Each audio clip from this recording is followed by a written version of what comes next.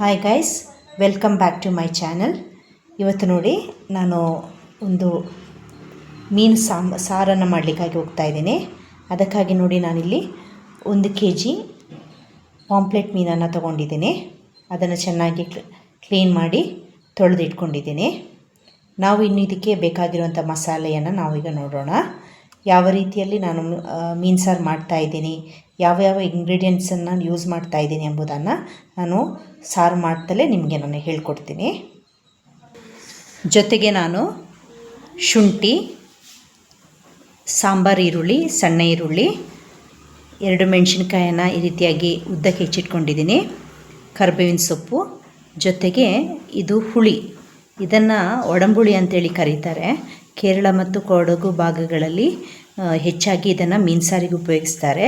ಇದು ನಿಮ್ಮ ಹತ್ರ ಇಲ್ಲ ಅಂದರೆ ನೀವು ಹುಣಸೆ ಹಣ್ಣನ್ನು ಕೂಡ ಉಪಯೋಗಿಸ್ಕೋಬೋದು. ನಾನಿಲ್ಲಿ ಒಂದು ಅರ್ಧ ಹೋಳು ತೆಂಗಿನಕಾಯಿ ತುರಿಯನ್ನು ತುರಿದಿಟ್ಕೊಂಡಿದ್ದೀನಿ. ಅದನ್ನು ಒಂದು ಮಿಕ್ಸಿ ಜಾರಿಗೆ ಹಾಕ್ಕೊಂಡಿದ್ದೀನಿ. ಇದರ ಜೊತೆಗೆ ನಾನು 1 ಚಿಟಿಕೆ ಅರಿಶಿಣದ ಪುಡಿ,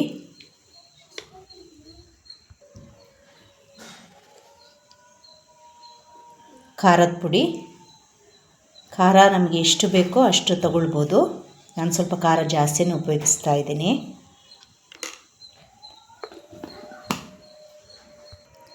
ತೆಂಗಿನಕಾಯಿ, ಅರಿಶಿಣದ ಪುಡಿ ಮತ್ತು ಖಾರದ ಪುಡಿಯನ್ನು ಸೇರಿಸಿ ನಾನು ನುಣ್ಣಗೆ ರುಬ್ಕೊಳ್ತಾ ಇದ್ದೀನಿ. ನೋಡಿ, ಒಂದು ಪಾತ್ರೆಗೆ ನಾವು ನೀರು ಜೊತೆ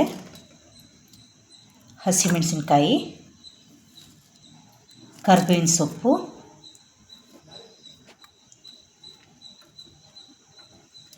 ಶುಂಠಿ,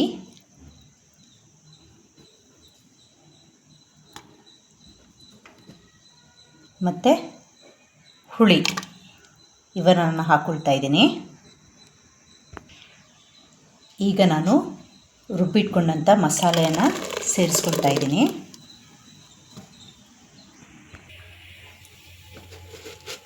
ಈಗ ನಾವು ಅಗತ್ಯಕ್ಕೆ ಬೇಕಾಗಿರುವಂತಹ ಉಪ್ಪನ್ನು ಕೂಡ ಸೇರಿಸ್ಕೋಬೇಕು. ಸೇರಿಸಿ ಸಣ್ಣ ಉರಿಯಲ್ಲಿ ನಾವು ಇದನ್ನು ಕುದಿಲಿಕ್ಕಾಗಿ ಇಡೋಣ.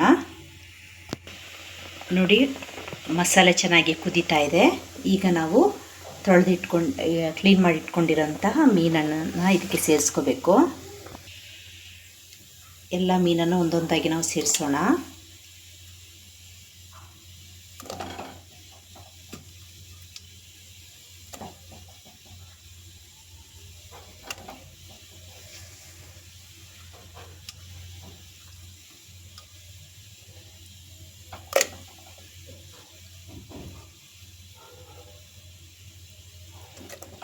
ನಾವೆಲ್ಲ ಮೀನನ್ನು ಸೇರಿಸಿದ್ದೀವಿ.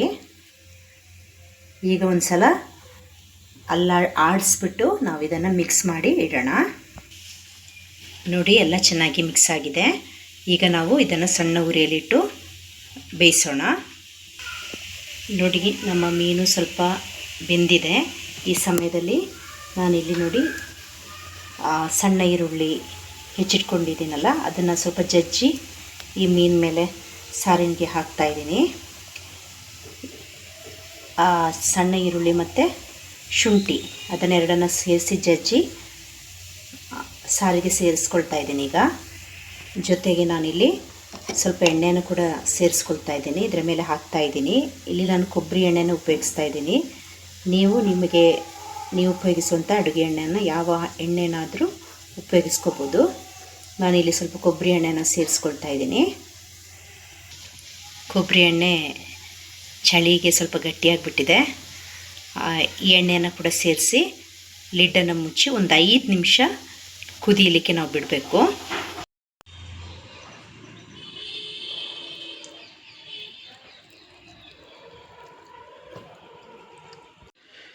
ನೋಡಿ, ನಮ್ಮ ಮೀನು ಸಾರು ಈಗ ಅನ್ನ ಜೊತೆ ನಾನು ಸೇವಿಸ್ತಾ ಇದ್ದೀನಿ. ಬಹಳ ಟೇಸ್ಟಿಯಾಗಿರುವಂಥ ಒಂದು ಸಾರಿದು. ನೀವು ನಿಮ್ಮ ಮನೆಗಳಲ್ಲಿ ಟ್ರೈ ಮಾಡಿ ಮತ್ತು ನಿಮ್ಮ ಅಭಿಪ್ರಾಯವನ್ನು ಕಮೆಂಟ್ಸ್ ಮೂಲಕ ನನಗೆ ತಿಳಿಸಿ. Thanks for watching.